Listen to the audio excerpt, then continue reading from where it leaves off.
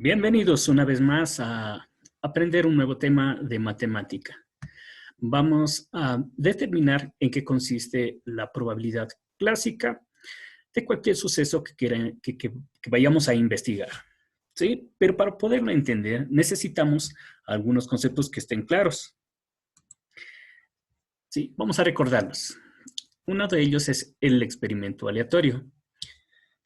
¿A qué consideramos o a qué llamamos nosotros un experimento aleatorio?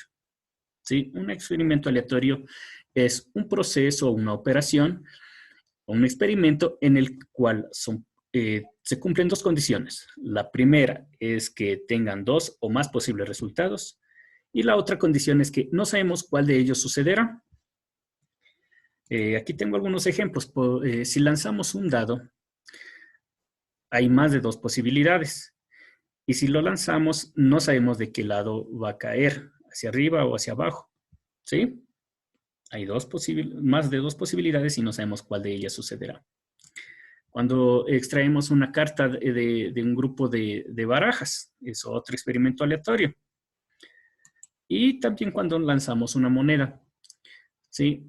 Hay dos o más resultados posibles y no sabemos cuál de ellos va a suceder. Si nosotros conocemos todos los resultados posibles de estos experimentos aleatorios, a esto se le denomina espacio muestral. Entonces, ¿qué es? El conjunto de todos los resultados posibles de un experimento aleatorio.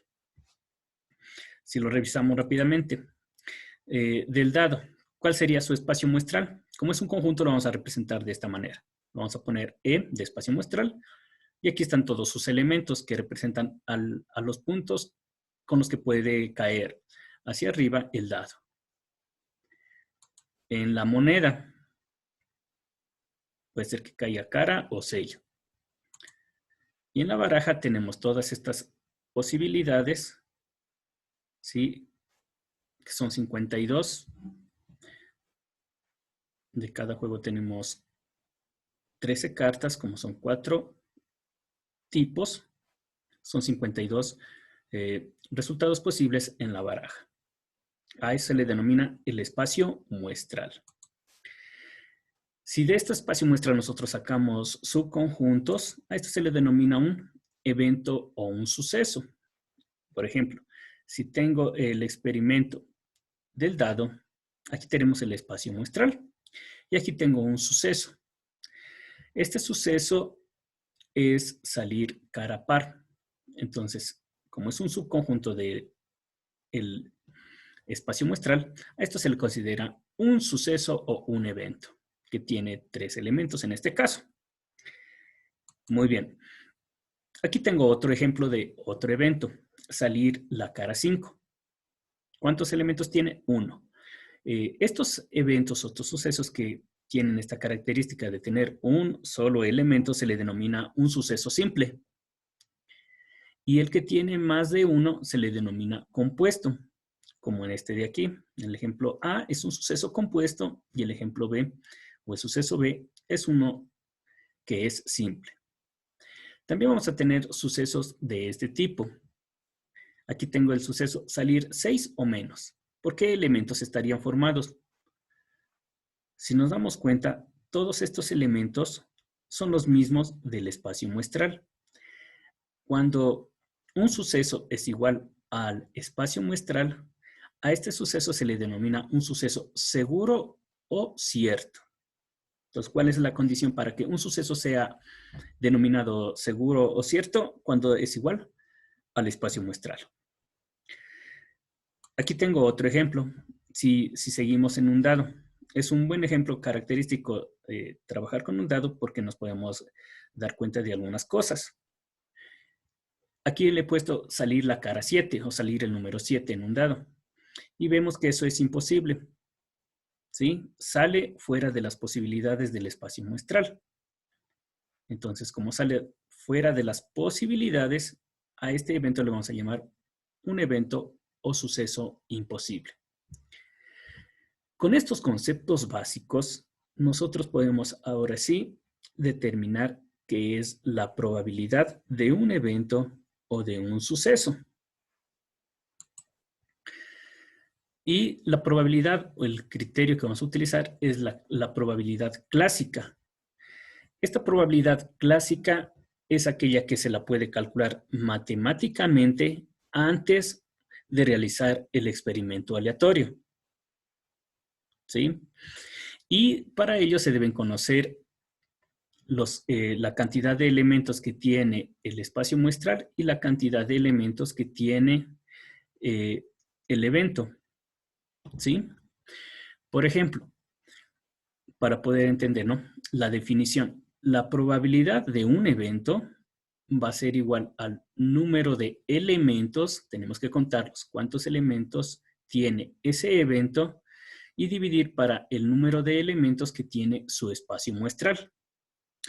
En el ejemplo del suceso A, tenemos 3 elementos y el espacio muestral tiene 6. Entonces, si aplicamos esta definición, la probabilidad del suceso A, en este caso, la probabilidad de salir una cara par a lanzar un dado, sería 3 entre 6, o si tengo a esta fracción, generalmente vamos a trabajar con estas fracciones. A veces dividir el numerador para el denominador sí nos puede dar un decimal exacto y también lo podemos determinar o escribir como probabilidad. Pero a veces nos dan decimales periódicos. Entonces es preferible trabajar con fracciones para tener el valor exacto de lo que estemos calculando. Entonces, esta probabilidad en fracción sería 3/6, equivalente a 1/2. En decimal sería 0.5, exacto. Y a veces nosotros consideramos o entendemos estas probabilidades de mejor manera cuando las expresamos en porcentaje, que no es más que al decimal multiplicado por 100. Aquí está otro ejemplo. El suceso B, salir la cara 5, tiene un elemento y el espacio muestral del dado en el que estamos trabajando ahorita como ejemplo, hay 6. Aquí viene una particularidad de que la probabilidad del espacio muestral o de un suceso seguro o cierto que habíamos visto anteriormente, cuando es igual a E, nos va a dar el máximo valor de la probabilidad, que es 1 o el 100%. Entonces, la probabilidad de un suceso que es seguro es del 100%.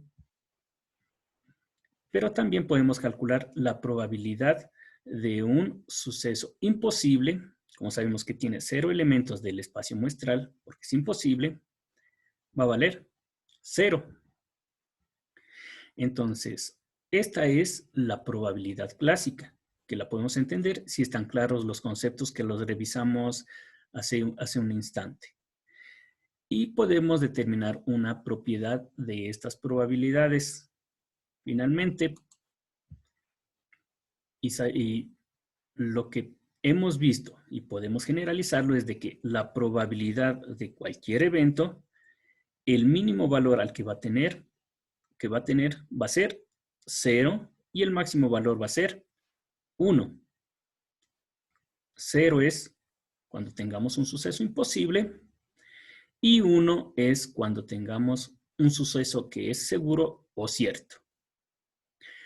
Entonces, por el momento hemos aprendido o hemos definido a qué es equivalente o qué es la probabilidad clásica de un evento.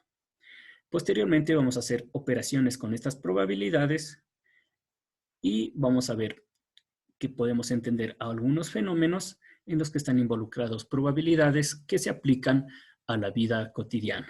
Entonces, esto es todo por el momento y esperamos continuar en las siguientes sesiones.